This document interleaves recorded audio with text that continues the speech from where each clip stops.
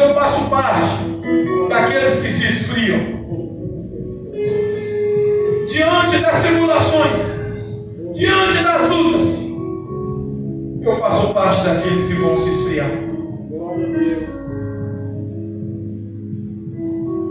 Você pode me perguntar, mas pastor, como permanecer firme? Como permanecer firme diante de tantos problemas?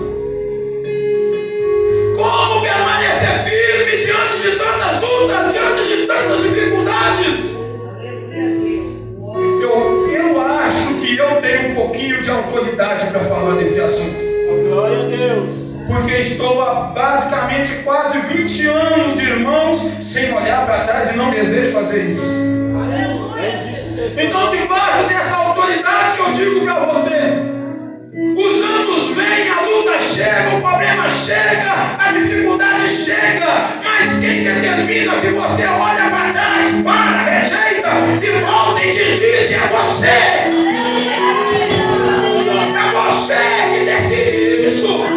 É você que decide, aí eu vou, eu fico, eu vou, eu volto. Aleluia. É luta com o marido, é luta com o filho, é luta no trabalho, é luta com o vizinho, é luta, meus irmãos, até na igreja. Eu estive meditando uma palavra hoje à tarde, pastor João. E eu me fiz essa pergunta, assim, pensando comigo mesmo, pregando para mim mesmo. Eu estava lá pregando para mim mesmo, que eu sou Jesus amado, aleluia. E me veio a seguinte meditação na minha cabeça: que quem passa muito tempo olhando para o tamanho do gigante, não tem coragem de lutar contra ele. Quem passa muito tempo olhando para o tamanho da dificuldade, não tem coragem de lutar contra ela. Quem fica sentado olhando o tempo de mal, como ele é forte, como ele é grande, como esse problema dá medo, como essa dificuldade me faz chorar, como esse problema me faz ficar triste. Esse tipo de pessoa não luta contra o problema. Irmãos, humanamente falando, era impossível para Davi vencer aquele gigante. Impossível. Como é que um rapaz vai vencer um gigante? Impossível. Só que Davi, ele quando foi para Israel para ver notícia e ficou sabendo que havia alguém afrontando o povo de Deus, ele não se preocupou com o tamanho do gigante. Porque ele não olhou em primeiro lugar para o tamanho do gigante, porque Davi olhava em primeiro lugar para o tamanho de Deus. Foi pregado aqui domingo passado: olhai para mim, então sereis salvos todas as nações. Quando Davi chegou no campo de batalha, chegou diante da situação, Davi não estava nem aí, nem preocupado com o tamanho da dificuldade, do problema, do gigante que estava amedrontando o povo. Ele falou: ei, eu luto contra ele, ele saberá que há Deus em Israel. Você não tem que ficar preocupado com o tamanho do problema, você tem que estar preocupado com o tamanho do seu Deus, porque quando você olha para Deus e duvida que Ele pode fazer, Deus olha para você e fala: ah, você é pequenininho demais, você é incrédulo demais, olha o tamanho do teu Deus, olha o tamanho do teu Pai, olha o tamanho daquele que te guia.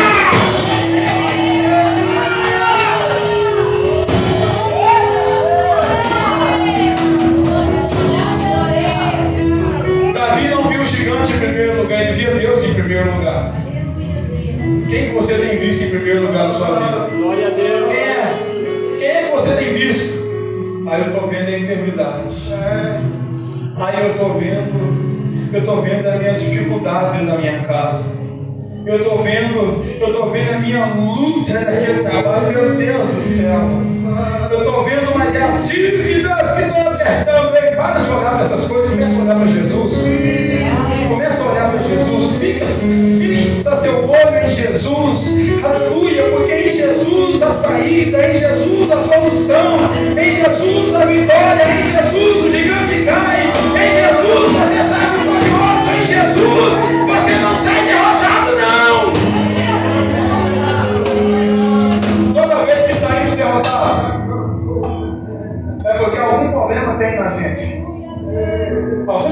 errado tem na gente. Talvez a gente está olhando para o lugar errado. A gente talvez está olhando para o lugar errado, para a direção errada. Aleluia. Irmãos, o problema de Davi era o gigante. Era Golias. O problema que você, que eu vivemos hoje é outro. O problema de Davi era totalmente no campo material.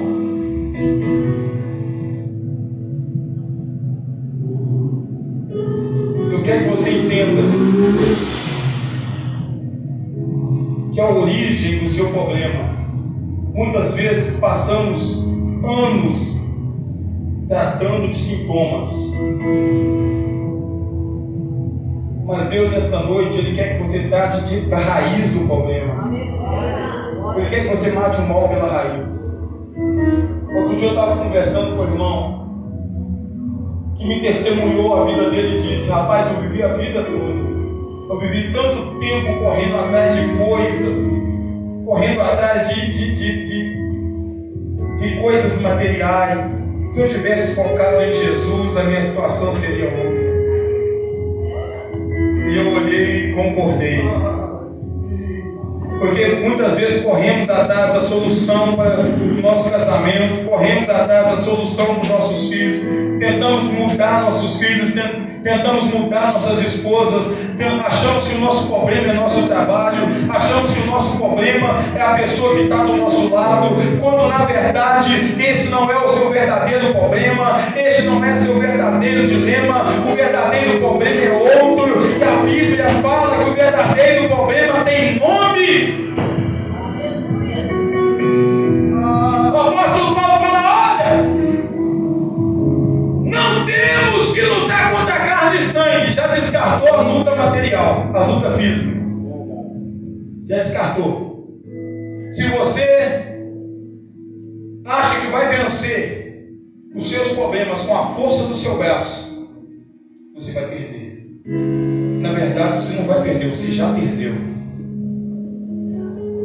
Porque não temos que lutar contra carne e sangue. É difícil entender. É difícil. É difícil aceitar. Mas é a verdade.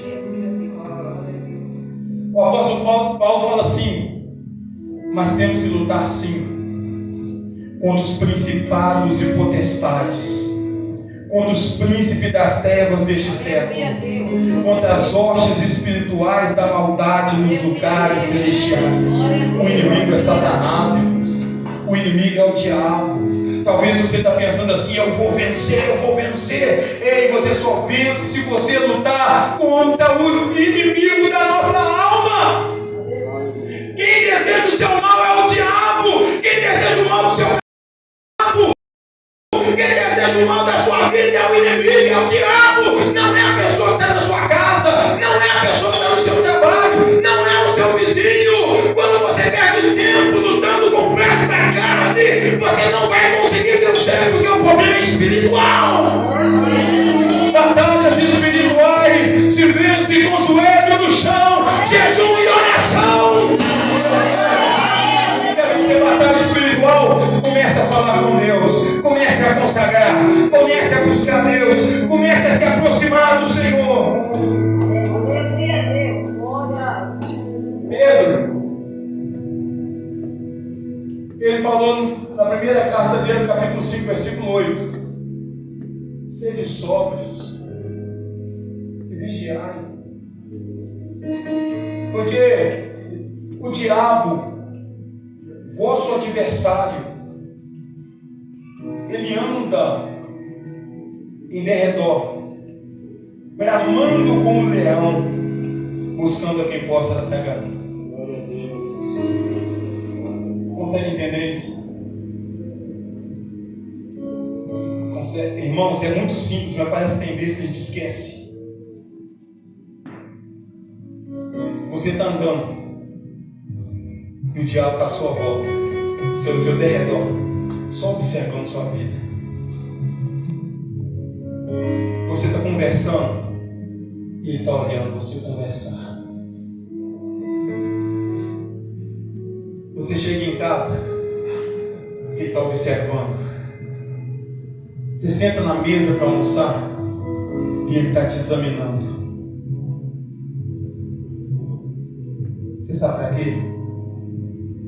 Porque Ele até pode não ler seu pensamento, mas Ele lê atitude, Ele lê posicionamento. Então, toda vez que você está fazendo qualquer que seja a coisa, orando, jejuando, ou não orando, não jejuando, Ele está ao seu derredor. A Bíblia diz que Ele está buscando a quem Ele possa tragar. Ele está buscando. E muitas vezes você está assim, meu Deus, por que, Senhor, que eu estou vivendo tanto problema? Por que eu estou vivendo tanta luta, tanta dificuldade? E você culpa a sua esposa, culpa seu marido, você culpa o irmão, culpa o outro irmão, culpa seu patrão, culpa todo mundo. Mas você não dobra o joelho para Deus te mostrar aonde está o demônio plantando na sua vida. É no mundo espiritual. Coisas espirituais não se vencem com o braço da carne. Irmãos, o diabo está 24 horas, ele não dorme. Você tem que entender que isso é sério. Isso é sério, estamos vivendo no tempo do fim. E a Bíblia diz que para aumentar a iniquidade, quem que é o iníquo? O iníquo é o diabo.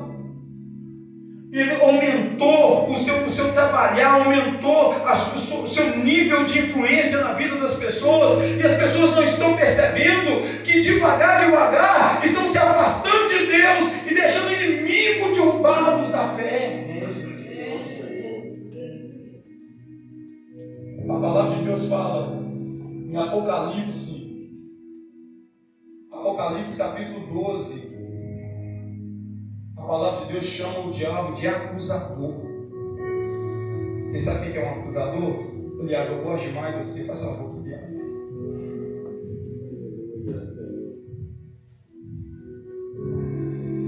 Ô Deus, olha o diabo.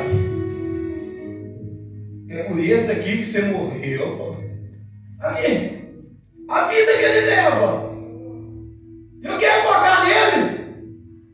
Não adianta proteger, não. Eu quero comer que ele dá. Acusador. Ele pega da sua boca para te acusar. Ele pega de você para te derrotar. Ele pega o seu posicionamento para te massacrar. O que ele fez? O que aconteceu com Jó? Ele chegou diante de Deus e falou: Deus dá um testemunho de Jó. Vê meu servo Jó, reto e temente a Deus, desiste do mal.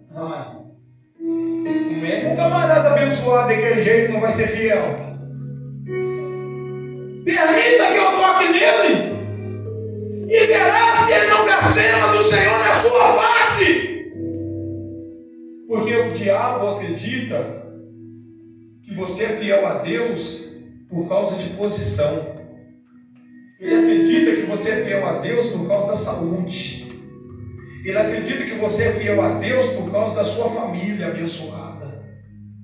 E muitas das vezes Deus permite o diabo tocar em tudo na nossa vida para sabermos se realmente somos fiéis a Deus em qualquer circunstância da vida. Deus, Ele quer de você, Ele quer de mim um posicionamento que vá além do posicionamento superficial. Glória a Deus. Está escrito, nós lemos em Mateus capítulo 24: e serão perseguidos por todas as nações por causa do meu nome. Irmãos, quem aqui está preparado para ser perseguido? Quem aqui está preparado para receber bofetada na cara? Quem aqui está preparado para ouvir alguém virar para você e mandar você calar a boca, parar de pregar o Evangelho, parar de carregar a Bíblia, chamar você de crentinho, chamar você de safado, sem vergonha e não negar a fé? Porque estamos muito acostumados, meus irmãos, com os elogios. Estamos muito acostumados, meus irmãos, com o benefício de estar tudo bem na nossa vida. Mas o que você precisa entender que Deus quer que permaneçamos fiéis até no dia do mal, até no dia da adversidade. Porque na hora da adversidade, os fracos pegam suas trouxas e vão embora. Abandona Jesus, abandona a casa, abandona a família, abandona tudo. Porque os fracos estão acostumados a só receber elogio de tudo.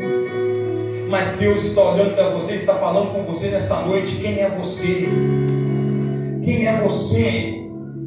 Quem é você diante desta vida? Quem é você diante das lutas? Quem é você diante das provas? Você vai permanecer crente? Você vai permanecer fiel? Você vai permanecer orando? Você vai permanecer adorando? Ou você vai blasfemar? Ou você vai duvidar? Ou você vai falar, não, eu não quero, não dá para mim? Eu volto a fazer a mesma pergunta que eu fiz no início da pregação para mim terminar. Quem é você? É uma pergunta que eu gostaria que você encarasse ela como Jesus fazendo ela para você. Quem é você diante das adversidades? Responda para você. Um segundo, por favor. Um segundo não, 5. Feche o olho, por favor. 5 segundos. Você é daqueles que voltam ou é daqueles que perseveram? Responda no seu coração. Dentro da sua vida, quem foi você até hoje? Quem foi você até agora? Porque Deus nos trouxe aqui, irmãos, para que entendamos os projetos de Deus para a nossa vida e o que Deus espera de cada um de nós. Porque todos nós sabemos que nós esperamos de Deus. O que eu espero de Deus? Eu espero chegar em casa, deitar, dormir, acordar bem amanhã, cheio de saúde, saudável, levantar, meus irmãos, ter um dia abençoado, ter uma semana abençoada, próspera, cheia de saúde, cheia de bênçãos, cheia de vitórias. É isso que eu espero que Deus me dê. Aleluia. Mas a pergunta é, o que é que Deus espera de você nessa semana? O que é que Deus espera de você? Quem é você? Quem vai ser você durante essa semana diante de Deus? A Bíblia fala que o diabo está ao nosso derredor, bramindo como leão, buscando a quem possa tragar. Em Apocalipse fala que ele é o acusador. Mas em Apocalipse ainda fala que nós o venceremos pelo sangue do Cordeiro. Apocalipse capítulo 12. Versículo de número 11. Eles o vencerão pelo sangue do Cordeiro, pela palavra do testemunho. Não está dizendo, Novo Testamento, eu fiquei pensando nisso hoje à tarde. Se você souber, depois você me comunica. Aonde no Novo Testamento fala que você vai conseguir vencer os seus problemas, lutando com a sua força? Aonde no Novo Testamento fala que você vai vencer com a força da carne?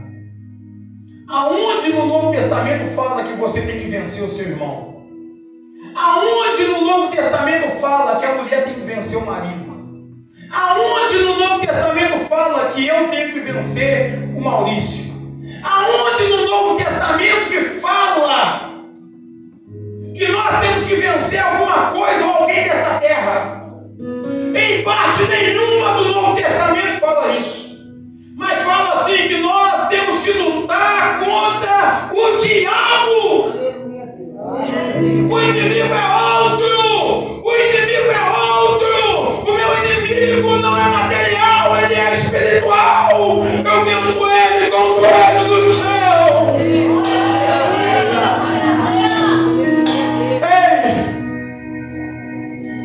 Ei! E depois de haver feito tudo, você orou, você buscou, você consagrou, Deus falou com você, Deus te revestiu, Deus te chamou, Deus te trouxe de volta, Deus te plantou na casa dele, Deus te levantou, Deus te deu nome, Deus te deu poder.